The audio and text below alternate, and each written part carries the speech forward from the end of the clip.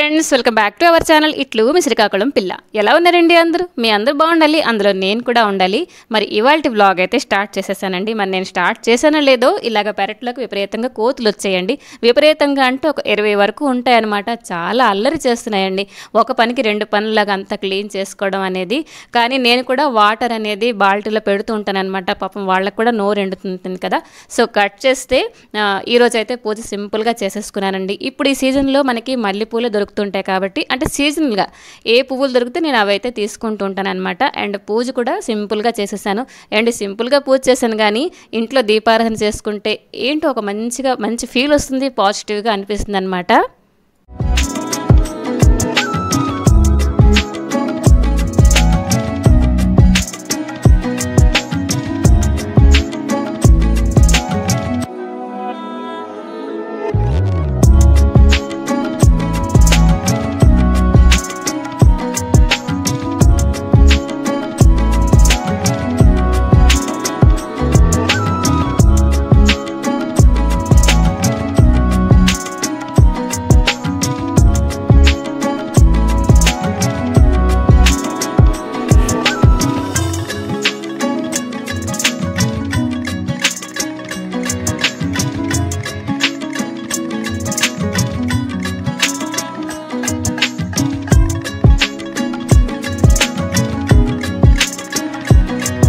So పూజ అయిపోయిన తర్వాత వంటింట్లోకి ఎంట్రీ అయితే ఇచ్చేసానండి. క్లీనింగ్ అయితే స్టార్ట్ అయిపోయాను అనమాట.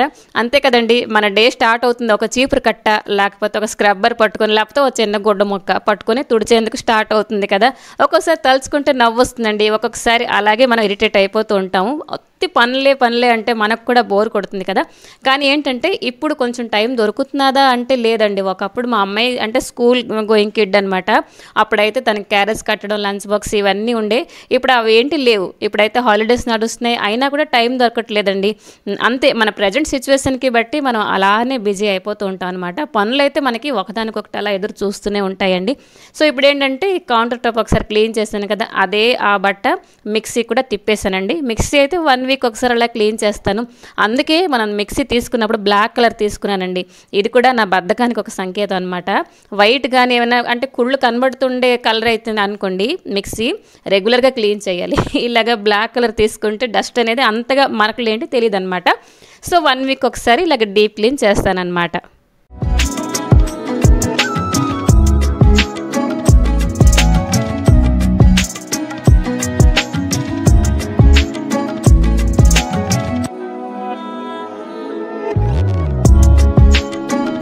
సో క్లీనింగ్ సెక్షన్ అయిపోయిందండి. ఈరోజు అయితే బట్టలు ఉతుక్కోవడం అవన్నీ పనులు ఉన్నాయన్నమాట. అంటే మార్నింగ్ ఒకవేళ బట్టలు ఉతుకునే పనులు ఉన్నాయంటే వంట కొంచెం సార్ట్ అవుట్ చేస్తానండి.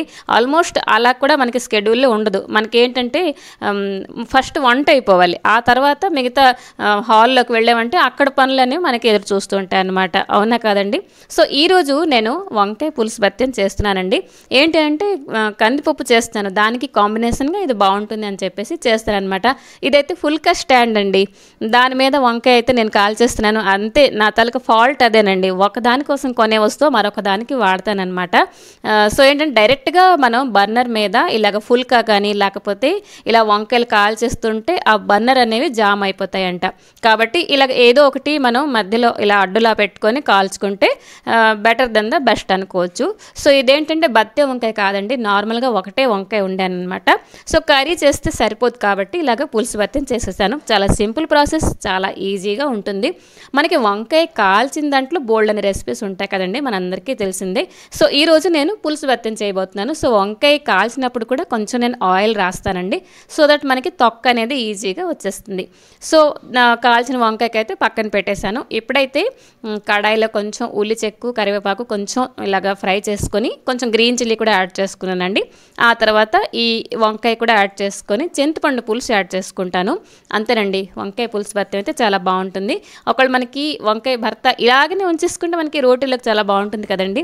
వంకాయతో ఏ రెసిపీ చేసినా అద్భుతంగా ఉంటుంది. అందుకే నేను షార్ట్ వీడియోలో వంకాయ రెసిపీ ఏది పెట్టినా కూడా ఆహా ఏమి రుచి పాట పెట్టేస్తానండి. ఎగ్జాక్ట్గా వంకాయకైతే ఆ పాట సరిగ్గా సరిపోతుంది కదా.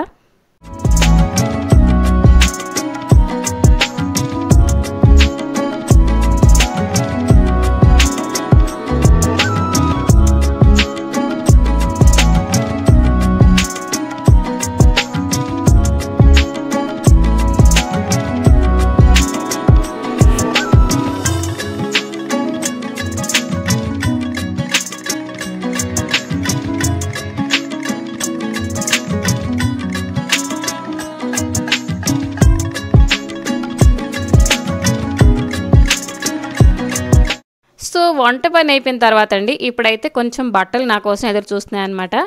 సో అవన్నీ కొంచెం ఫోల్డ్ చేసుకోవాలి. మనలో చాలామందికి ఇదో పెద్ద టాస్క్ కదండి.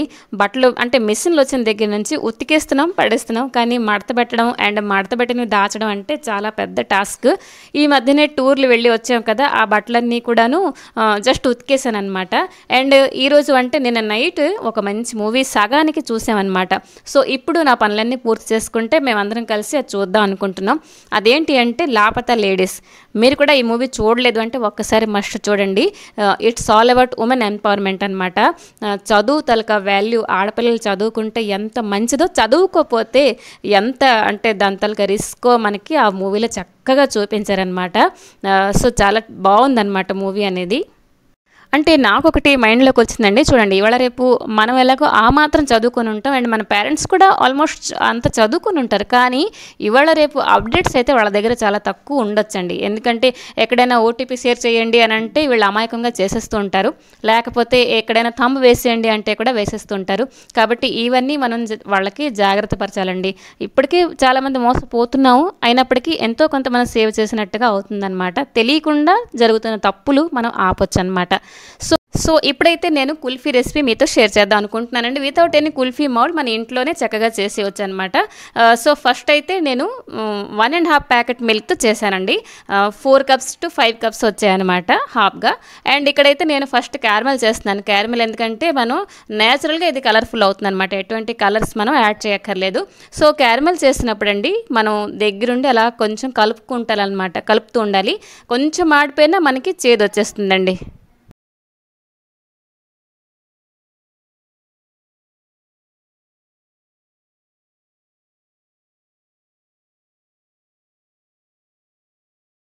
సో షుగర్ కూడా క్యారమెల్ అయిపోయింది కదండి. ఇప్పుడైతే జస్ట్ అలా మాడకుండా, చెప్పాను కదా మాడితే చేదు వచ్చేస్తుందని, కొంచెం వాటర్ అలాగా వేసానమాట.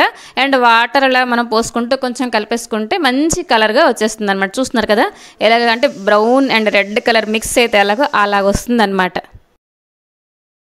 సో ఈ స్టేజ్లో అయితే నేనైతే మిల్క్ యాడ్ చేశానండి. మిల్క్ అయితే ఫస్ట్ నేను అంటే బాయిల్ చేసిన మిల్క్, ఇది సడన్గా పచ్చిపాలు వేసినా మనకి విరిగిపోయే ఛాన్సెస్ ఉంటుందేమో అని చెప్పేసి బాయిల్ చేసిన పాలు యాడ్ చేశాను అనమాట. ఇదైతే నేను చెప్పాను కదా 1.5 ప్యాకెట్ అయితే నేను తీసుకున్నానండి. సో పాలు చూస్తున్నారు కదా కొంచెం మనకి ఉడుకు పెట్టేసి అలాగా, ఇదైతే దాదాపుగా 20 మినిట్స్ వరకు రెసిపీ అండి ఇది. సో పాలు అయితే అలా కొంచెం ఉడుకుతూ ఉంటే ఇప్పుడైతే చిన్న ప్యాకెట్ అయిన బాదం మిల్క్ అండ్ అమూల్ ప్యాకెట్ అండి, ఆ రెండును కొంచెం ఇదిగో చూసారు కదా, ఇదైతే 10 రూపీస్ పౌచ్ అనమాట. ఆ రెండును కొంచెం పాలలో మిక్స్ చేసి ఇప్పుడైతే యాడ్ చేస్తున్నాను అనమాట. సో నెక్స్ట్ మన పని ఏంటంటే అలా కలుపుతూ ఉండడమేనండి, అడుగంటకుండా కలుపుకోవాలి. సో నేను ఏంటంటే ఇలాంటి రెసిపీస్కి నాన్ స్టిక్కే వాడతానండి. సో అలా కలుపుకుంటూనే మనకి చూడండి కలర్ కోసం షుగర్ క్యారమెల్ చేసేస్తాం, ఫ్లేవర్ కోసం అయితే బాదం మిల్క్ అండ్ మిల్క్ పౌడర్ కూడా యాడ్ చేసేస్తాం. ఇప్పుడు మనకి కావాల్సింది ఈ పాలన్నీ చిక్కపడాలి. ఎందుకంటే ఇప్పుడు అలా మనం ఈ ఉన్న పాలకి అలా చిక్కబెట్టామనుకోండి ఒక 2 స్పూన్ల వరకే మనకి వస్తుందన్నమాట. సో ఇప్పుడైతే కొంచెం నేను మిల్క్ మెడ్ యాడ్ చేశానండి. ఈ చిన్న టిన్తో హాఫ్ వరకే యాడ్ చేశాను, ఎందుకంటే తక్కువే అనుకోవచ్చు. సో ఈ మిల్క్ మెడ్ యాడ్ చేస్తున్నప్పుడు మనం షుగర్ అయితే చాలా తగ్గించేయాలి, ఎందుకంటే ఇది మనకి తెలిసిందే కదా, అందరం రెగ్యులర్గా వాడుతూ ఉంటాం, స్వీట్గా ఉంటుంది. సో మిల్క్ మెడ్ కూడా యాడ్ చేస్తాను, అయినప్పటికీ మనకి పాలు అనేవి చిక్కబడవు అనమాట. సో దీనికైతే చిన్న సీక్రెట్ ఇంగ్రీడియంట్ అనమాట. ఇదేంటి అని అంటే కార్న్ఫ్లవర్ అండి. ఇదైతే మనకి మంచిగా పాలు చిక్కబడిపోతాయి. మొత్తం ప్రాసెస్లో ఇదే కింగ్ అనమాట మనకి. సో అలా కలుపుతుంటే చూడండి మొత్తం మనకి రబడీలాగా చిక్కబడిపోతుంది.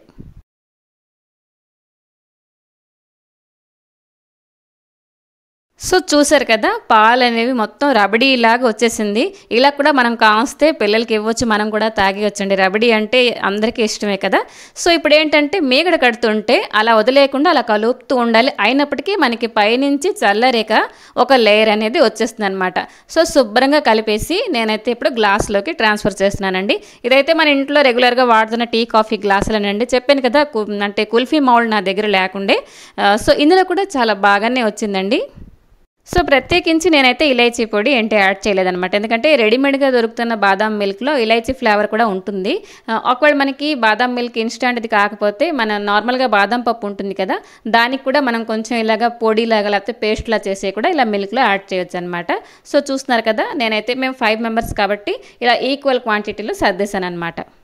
సో మనకి ఇది డీప్ ఫ్రిడ్జ్లోన 4 to 5 అవర్స్ పెట్టుకోవాలన్నమాట. సో ఇక్కడ చూస్తున్నారు కదా గ్లాస్లో ఈవెన్గా సర్దేశాను అండ్ సిల్వర్ ఫాయిల్ మొత్తం చుట్టేసాను అనమాట.